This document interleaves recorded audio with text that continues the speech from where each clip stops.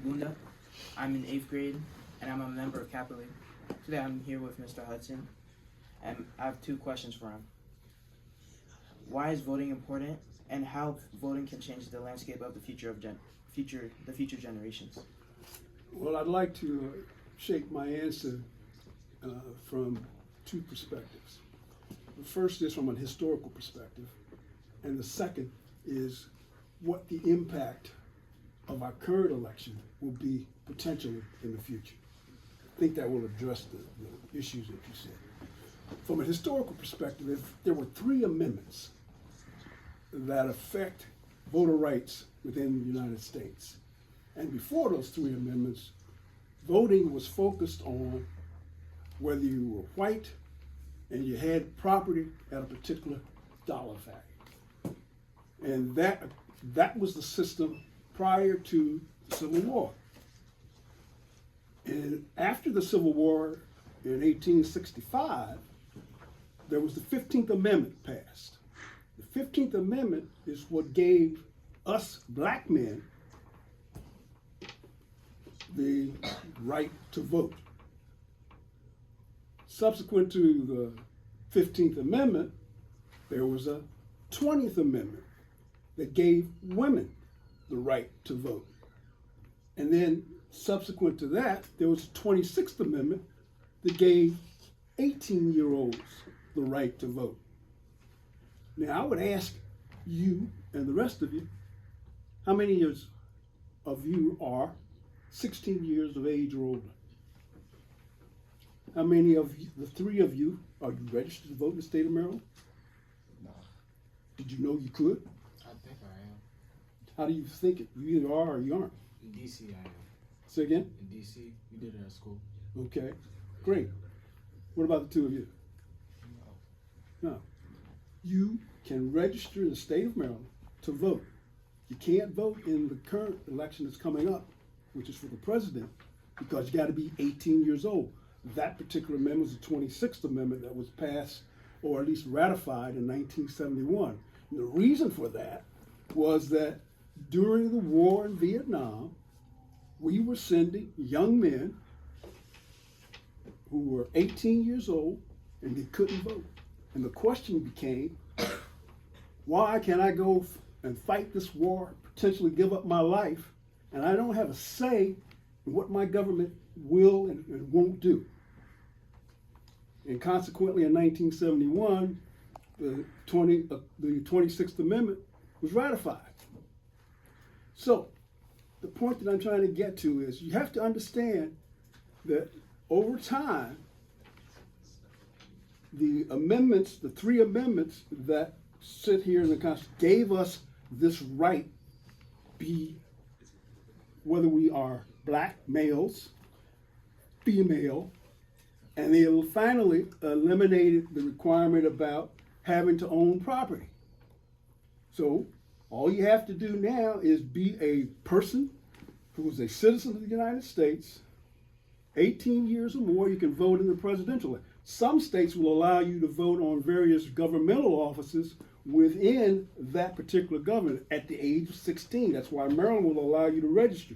You can vote perhaps for the school board members, the judges. You can't vote for the president at this time. And I'm telling you, in my opinion, the election that will occur on November 3rd, there's early voting already taking place. I've already voted. But the election that will take place on the 3rd of November, and within 3 to 5 days, we will know how consequential that election is. I'm telling you that of the 3 elections in the world, to include 2 in the United States, the election of 1860, which predates the Civil War, the 1933 actions taken by the German Chancellor that elevated Adolf Hitler to become the dictator, primary cause of World War II, and the killing and the extermination of more than 6 million Jews, plus all of the losses in people during World War II in the various nations involved. That was critical. And then this election is perhaps the most critical election that you will confront, and we will know within the next 2 weeks which way this country is going to go. I can assure you, you will not have a more consequential election than this one that's coming up. If you're 18 and you're able to vote, you should vote. You can do that. You can register on site at the early voting sites that are open right now here in the state of Maryland. If you're 16, you can register, but you can only vote on certain things. So I'm telling you, in my opinion, this election is the most consequential election in your lifetime and in my lifetime as to which way it goes. You generally hear folk, well, I'm undecided. There's only two things you need to be undecided about: character of the candidate and what policies that you, from your personal point of view, see as important to you. In my view, the current candidate, Republican candidate, character issues by far eliminates him as far as I'm concerned as a voter, and I'm speaking for myself. Issues of policy, you can be undecided about that, but you can't be undecided about character. I think that's my 5 minutes, right? Thank you, sir. Feel free.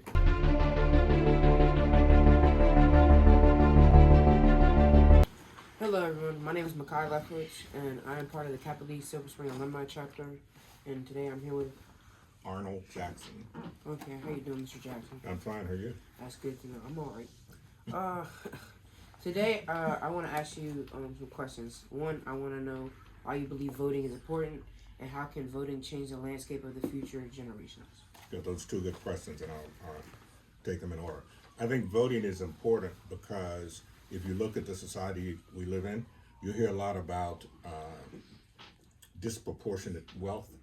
You hear a lot about influence. You hear a lot about power, and all of it's true. We don't own anything as black people. We never have, and we, built the country with free labor. The one thing we do have that equalizes those other factors is voting.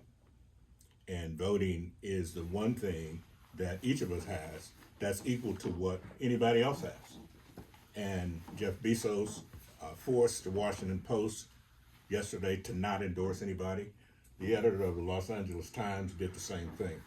And the reason they did is because they have that kind of influence. It's got Amazon, and the guy who owns the Times owns a biomedical company. His vote counts no more than your vote. So voting is the one weapon we have that is equal to any other. And why we are lagging at about a 66% level is a mystery, but it's something I think your generation can take on. As black people, if we edge that up to 70, we would roll, we would dominate. And it's simple arithmetic. We're now a country edging toward majority minority. And if we voted, if we got up and voted, we could run the country. And we sometimes wonder, well, why do some groups, whether it's Jewish, Korean, or others who have small segments, have so much more power than we do? It's because they coalesce and they put their votes and their efforts all around certain targets together. So that's why I think voting is important. In terms of why, of the permanence of the cultural structure, the society structure that voting leaves for those coming behind us. It's because voting gives you results like the Supreme Court. I'll use that as an example. And like redistricting, which is another example. Those are ballot issues that were voted on, and those put in place, in the case of the Supreme Court, someone who then put in place radical right-wing justices. They'll be with us for their lifetimes. I don't know if there's any better example. They'll be hanging around for as long as they live, making bad decisions. So that's one you need to think about. Don't ever underestimate the power of voting as it relates to the permanence of the structure, and whether it's climate change, and we look at all of the extreme weather we've had. If you peel that back, it's because certain legislators did not support the kind of restraints on climate change. Redistricting is a little bit more uninteresting. It happened to have been something that was one of my responsibilities when I was running the national census. It's where you get to vote. And you might hear about court battles that are going on in Alabama and other places where it really is not one man, one vote, because people have been packed into an area and where the voting doesn't count quite as much. And you will never win if you have what's called gerrymandering. It's where districts are cut so that your vote doesn't count as much as his vote or her vote. So that remains until somebody locally, digs in, files suits like people in Alabama and North Carolina and other places have done, and gets it where it really is one man, one vote. So those kind of things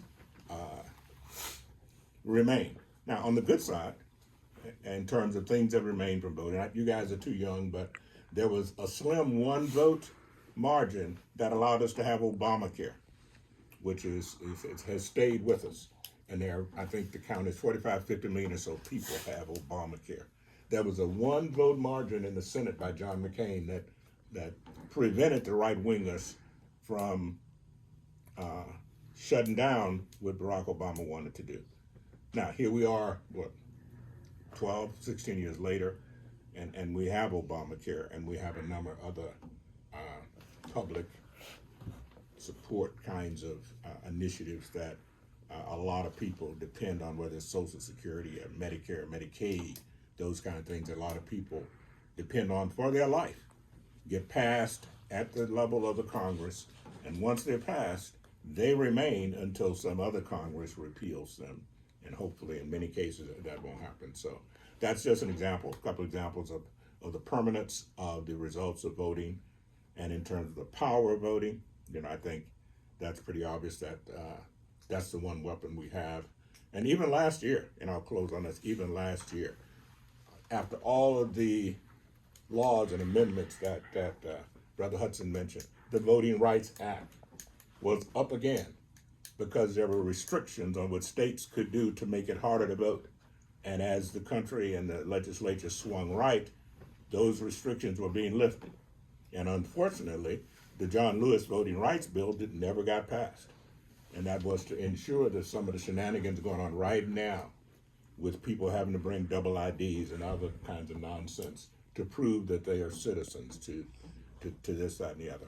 So there's permanence that's good, there's permanence that's bad, but it all comes from the residual or the residue of voting. So with that, I'll close it down.